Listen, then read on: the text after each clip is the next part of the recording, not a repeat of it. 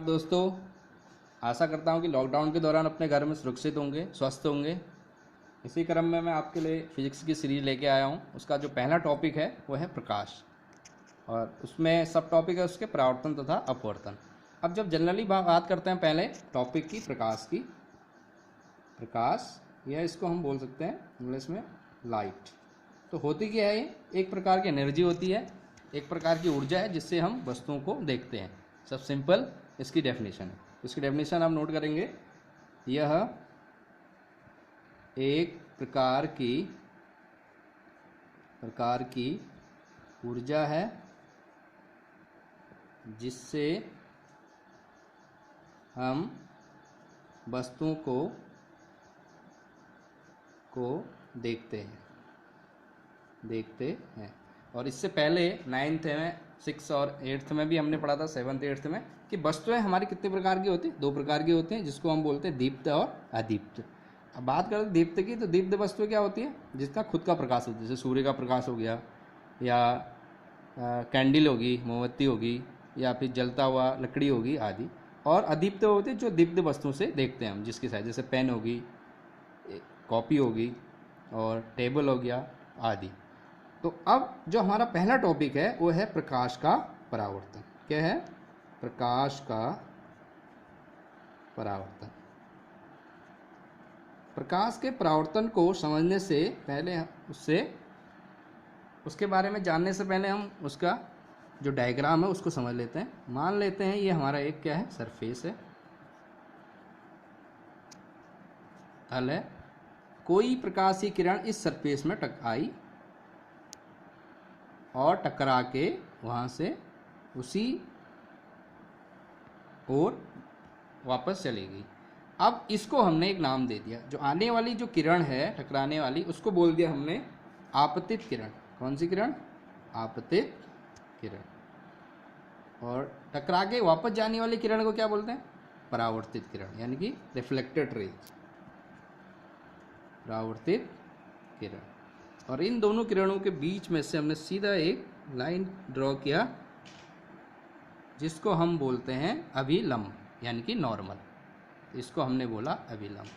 इसको बिल्कुल सीधा लिखेंगे आप, अभिलंब। और इस तल को जो हमने अभी सरफेस खींचा था उसको बोल देते हैं हम परावर्तक पृष्ठ या परावर्तक तल।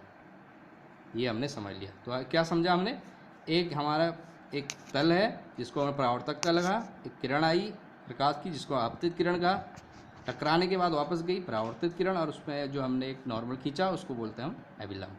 तो अब इसके नियम के बारे में कि प्रकाश का परावर्तन कैसे होता है, उसके 2 नियम होते हैं।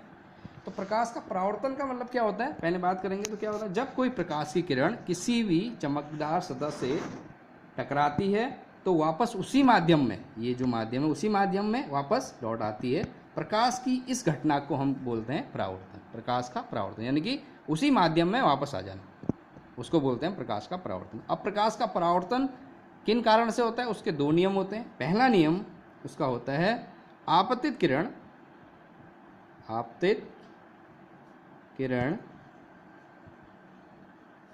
कॉमा परावर्तित किरण तथा अविलंब, तीनों एक ही तल में होते हैं। पहला नियम।